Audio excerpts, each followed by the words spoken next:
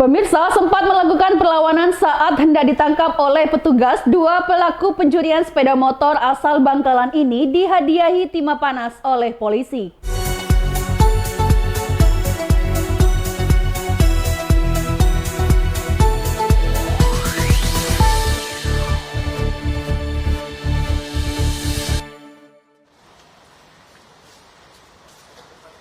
Kepolisian Resort Sampang, Madura, Jawa Timur berhasil amankan dua pelaku pencurian sepeda motor asal Desa Modung, Bangkalan, Madura, Jawa Timur. Polisi terpaksa harus menembak kaki pelaku karena saat hendak ditangkap, pelaku melakukan perlawanan dengan menyabetkan celurit hingga mengenai lengan kiri salah satu petugas.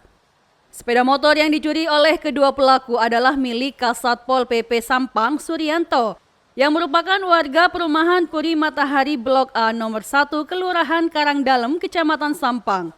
Peristiwa pencurian tersebut terjadi pada 30 Juli 2024.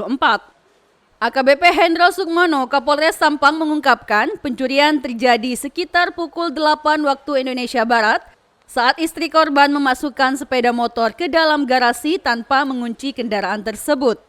Keesokan paginya sepeda motor itu diketahui telah hilang. Korban kemudian mencari di sekitar rumah namun tidak menemukan kendaraan tersebut. Dari hasil penangkapan tersebut, polisi berhasil mengamankan barang bukti berupa kunci T.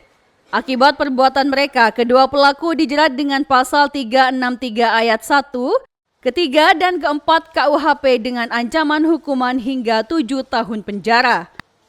Di Perum Puri Matahari Blok A nomor 1 Kelurahan Karangdalem, Kecamatan Sampang. Waktunya Selasa 30 Juli 2024 sekira pukul 04.30 WIB pagi, 4 pagi. Korban adalah saudara S, tinggal di Perum Peruri. Sedangkan pelaku yang kita amankan ada dua. Yang pertama dengan inisial A, umur 30 tahun, merupakan warga dusun Sumber Karah, Desa Manggaan, Kecamatan Modung, Bangkalan. Kemudian tersangka yang kedua, inisial S, 24 tahun, pelajar yang bersangkutan, warga dusun Ruk Buruk, Kecamatan Modung, Bangkalan. MO-nya bahwasanya si pelaku termotivasi untuk mendapatkan uang.